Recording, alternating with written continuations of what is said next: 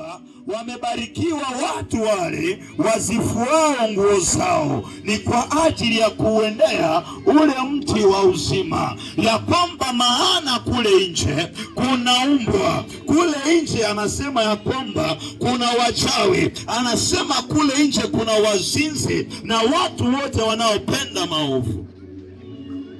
Bwana asifiwe. Amen. Haleluya. Amen. Anasema tazama ninakuja upesi. Haleluya. Na nina ujira mkononi, tayari kumlipa kila mmoja sawasawa na matendo yake.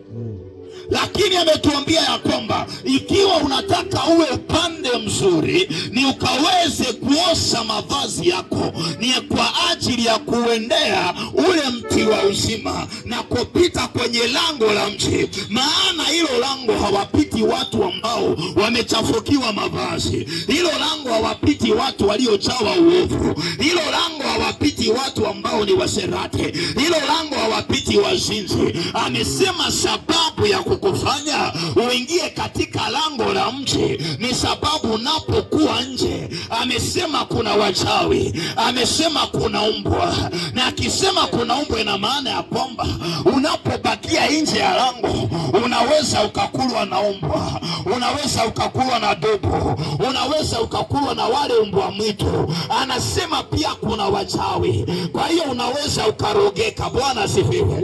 Unapoingia katika lile lango unalindwa dhidi ya wachawi. Wanapojaribu kuroga, uchawi wao hauwezi kukufikia. Wanapojaribu laana zao haziwezi kugusa, maana umeingia katika lango na uko pamoja na yule ambaye alibeba laana kwa baraka zako, alibeba uchawi kwa ajili ya baraka zako, alibeba mauti. Kwa hiyo unakuwa na yule ambaye hawezi akatishwa na chochote. Haleluya. Lakini unapoendelea kubaki nje, anasema kuna mbwa, kuna wachawi, anasema kuna wazinzi. Bwana asifiwe. Wapo wazinzi, watu ambao hawajali kubadilisha wanawake, kulala na wanawake wa watu, kulala na wanaume wa watu, wako kule nje. Kwa hiyo anasema ya kwamba osha mavazi yako. Amen. Osha mavazi yako. Haleluya. Ili kwamba ukaweze kuendea mti wa uzima. Haleluya. Huu mti matunda yake na matawi yake hayachunwi na watu ambao wamechafuka mavazi. Amen. Your garments have to be clean for the coming of the Lord.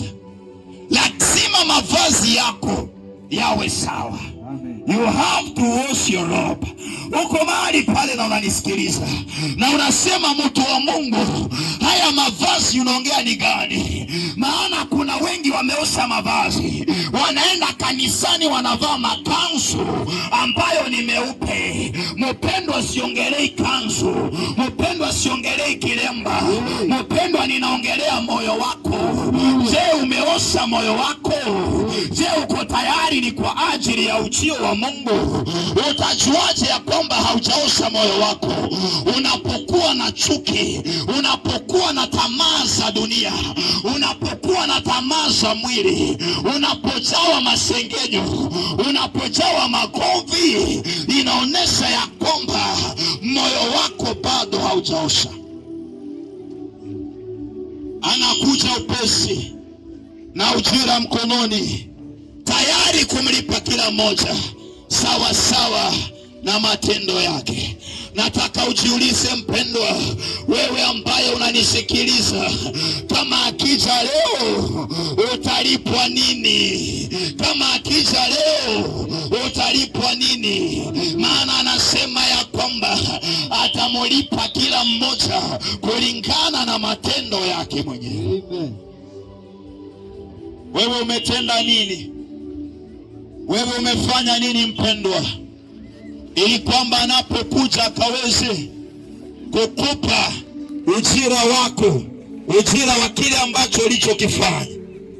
Yesu akiwa anaongea na wanafunzi wake akasema, palikuwa na bwana mmoja ambaye alikuwa anaenda nchi ya mbali, na aliporudi, wapendwa, maandiko yanasema kwamba kabla hajatoka aliwaita watumishi wake, akawapa talanta. Mmoja akampa 5, mwingine akampa 2, mwingine akampa 1.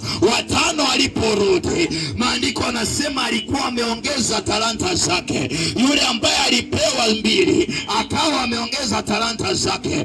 Yule wa 1 akasema, wewe nakujua Bwana, wewe ni mdhalimu, unapenda kuvuna mahali ambapo hujapanda, na kwa hiyo talanta ulionipea nilificha chini ya udongo, ndio hii talanta yako. Na maandiko anasema ya kwamba yule bwana alikasirika sana, akawaambia watu ya kwamba wamnyang'anye yule aliyekuwa na talanta 1 ipeanwe kwa mwingine. Alafu yule bwana akafungwa, akatupwa kwenye giza nene.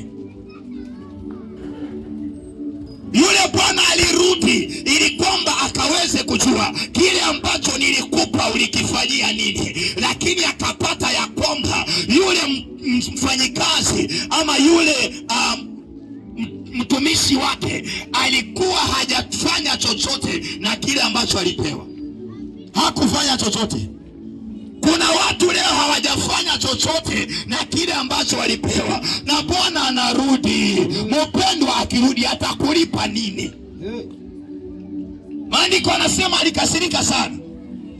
Leo mpendwa, kama hauwezi kumtumikia Mungu na ule uzima ambao amekupa, unajaribu kusema kwamba Mungu ni mdhalimu. You are just like that ungrateful servant that said that you are a wicked master, and now I hid my talent. Many of you are hiding your talents. Munaficha talanta zenu. Hii talanta ni gani? Ni uzima ambao Mungu amekupa. Utatambua ya kwamba unapotumia uzima wako vizuri, utaweza kuongeza watu katika ufalme wa mbingu. Unapomwishia Mungu, watu wanapokuangalia, wanapotamani maisha yako, wanapokufuata, ufalme wa Mungu utaongezeka. Na Mungu atakaporudi, ambaye ni Bwana, atakulipa kutokana na kile ambacho umetenda. Hallelujah. Lakini tatizo ni kwamba tumependa kuwa nje ya lango la mji. Tumependa kuwa nje ya lango la mji. Na maandiko yametuambia ukweli ya kwamba huko nje kuna umbwa. Wengi hapa mmeumwa na umbwa. Muna magonjwa ambayo hayana tiba, sababu umependa kukaa nje ya lango. Wengine unashindwa, mbona biashara haisongi? Ni sababu umependa kukaa nje ya lango.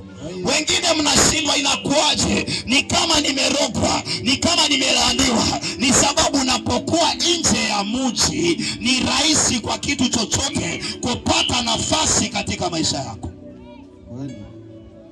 Lakini unapoingia kwenye lango la mji, maandiko yanasema wazi ya kwamba alipigwa mijeledi na kwa mapigo yake tumepona. Kwa hiyo unapata ya kwamba shetani anapoleta magonjwa hawezi kufaulu, maana umejificha kwenye mji. Ya kwamba alifanyika laana tubarikiwe. Kwa hiyo laana inakosa nguvu juu yako sababu umejificha ndani ya mji. Na kikubwa zaidi ni kwamba anapokuja utafurahi na yeye mbinguni. If not for anything, then for eternity, receive Jesus Christ. Wewe ambaye unanisikiliza mpendwa, Yesu anakuja. Najua utajiuliza, kwani anakuja lini? Maana tumehubiriwa sana, tumeambiwa sana Yesu anakuja. Na unajiuliza atakuja lini? Nimekuja nikuambie kama alisema atakuja na mpaka sasa hajakuja, ni kwa faida yako, ili kwamba kama haujajipanga ukaweze kujipanga ili anapokuja mpendwa. Maana Yesu akisha kuja, there is no time for appeal. Amen. Once judgment is pronounced, there is no time for appeal. Wakati safina ilipofungwa ilimaanisha kwamba malango ya huruma ya Mungu yamefungwa, na sasa ni hukumu inatawala. Wale ambao hawakuwa wameingia kwenye safina hawangeweza kuonewa huruma tena. Kabla Yesu hajaja, mpendwa, ina maana ya kwamba bado huruma ya Mungu ipo, na ina maana unapomkaribia unaweza kusamehewa. Kwa hiyo usingoje mpaka ile siku, maana itakuwa ni kulia na kusaga meno kwa wale ambao hawajampokea. Yesu akawaambia katika Luka 12:4 ya kwamba usiogope yule anayeua mwili. Hallelujah. Na akimaliza hana kingine cha kufanya. Nitakwambia yule ambaye unafaa kumwogopa, ya kwamba huyu anaua mwili na kisha maliza anaitupa nafsi yako katika moto wa milele. Huyo ndio mtu ambaye unastahili kuogopa. Bwana asifiwe. Watu leo wanaogopa kifo. Kifo sio cha kuogopwa, maana kila mmoja atakufa. Kile kitu ambacho unastahili kuogopa ni kifo cha nafsi yako. Bwana asifiwe. Wapendwa, kitu cha kuogopa sio kansa. Kitu cha kuogopa sio ukimwi. Kitu cha kuogopa sio malaria. Kitu ambacho unastahili kuogopa ni dhambi, maana dhambi inaua mwili na inaua nafsi pia. Uko mahali pale na haujaokoka, mpendwa, na unasikia sauti yangu, kama kuna kitu umepona ogopa na si dhambi, wewe haujaogopa bado. Haujaogopa bado. Kama bado unacheza na dhambi wakati kama huu, wakati ambapo dhambi inapeanwa kwa watu kama lunch, hautaki dhambi, lakini inakuja inakutafuta tu. Inakutafuta tu. Dhambi iko kila mahali. Kama hauwezi kuogopa dhambi na ukakimbia kutafuta hifadhi yako katika Yesu Kristo, maisha yako yako katika hatari. Wewe ambao unanisikiza, Yesu yuaja, anakuja upesi, na anasema na ujira mkononi, tayari kumlipa kila mmoja sawa sawa na matendo yake. Utamwambia nini ukimwona? Utamwambia nini ukimwona? Uko pale na unanisikiliza na ungependa kuokoka,